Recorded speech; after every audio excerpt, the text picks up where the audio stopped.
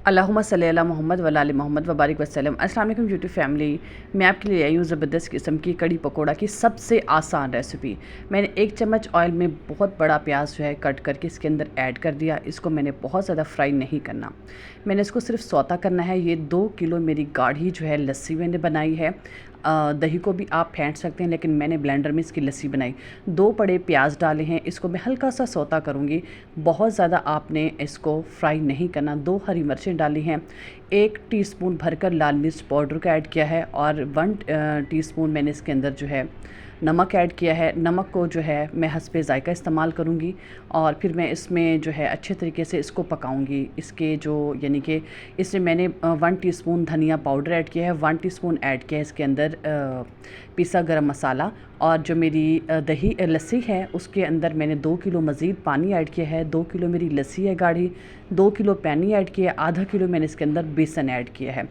इसको ऐड करके बहुत अच्छे तरीके से मैंने मिक्स कर लिया है, क्योंकि इसको ताकि इसके अंदर कोई लम्स वगैरह बिल्कुल भी ना रह जाएं और ये बिल्कुल यकजान हो जाए।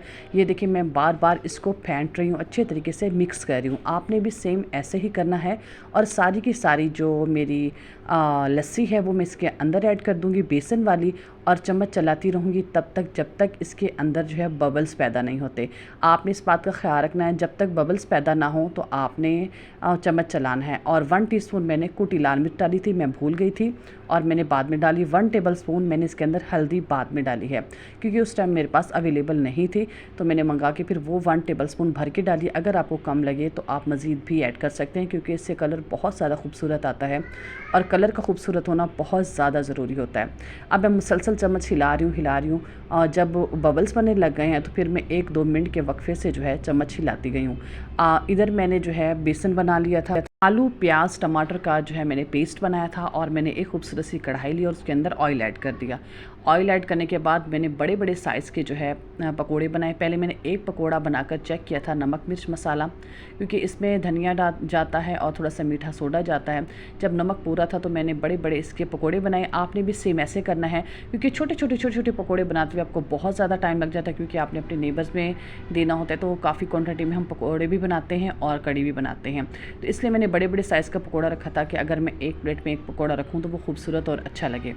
और फिर जब बड़े बड़े पकोड़े होते हैं तो उसमें हल्का हल्का सा आपने चम्मच की मदद से उसके अंदर थोड़े से होल करने हैं, ताकि अंदर तक जो है वो बहुत अच्छे तरीके से फ्राई हो जाएँ।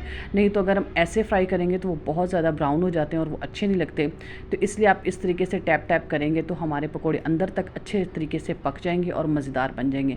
ये देखें जी, माशाल्लाह मेरे पकोड़े जो है वो फ्राई हो चुके हैं। और फिर ये देखें, आप चेक करें, बहुत क्रिस्पी और बिल्कुल अंदर तक पके हैं। कढ़ाई ये मैंने आग पे बनाई थी, और जब मेरी कड़ी बन चुकी थी तो मैंने इसका बनाना था तड़का।